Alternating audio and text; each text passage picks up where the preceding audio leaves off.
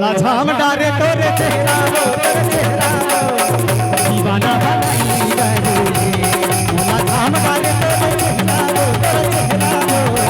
दीवाना बनाई रे दीवाना बनाई रे भैया बनाई रे दीवाना बनाई रे भैया बनाई रे मोला मोही डरे तोरे हंसी रो तोरे बोलेगा दीदी बनाई मोला मोही डरे तोरे हंसी रो तोरे बोलेगा दीवानी बनाई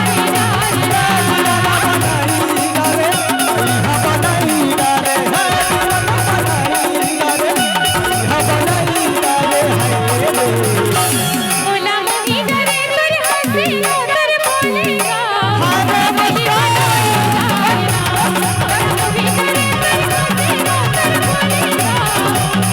डरे तोरे हंसी रो तोरे बोलेगा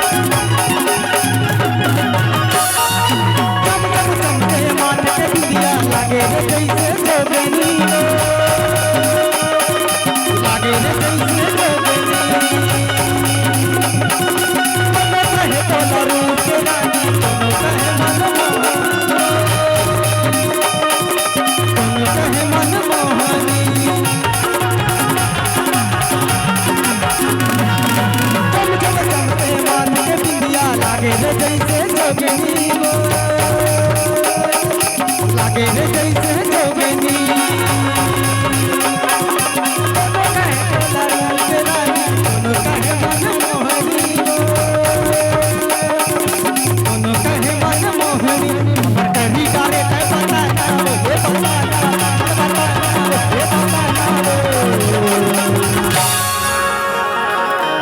मेरे होठों पे मीठे मीठे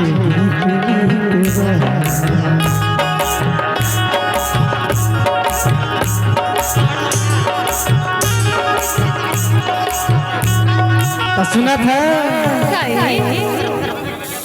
मुन्ना भैया के जम्मो साढ़ू मन के तरफ से जितना भी साढ़ू भाई हैं उनकर तरफ से 250 रुपया आए और तोला का कहीं थे जान था तो कोनो ला ध्यान देवे बस मुन्ना भैया ला ध्यान देवे मुन्ना भैया ला ध्यान दे रहा तोर जुगाड़ बन जा देखने लगा कहीं थे जान था मोला झाम डारे तोर चेहरा रो तोर चेहरा रो बना बनाई रे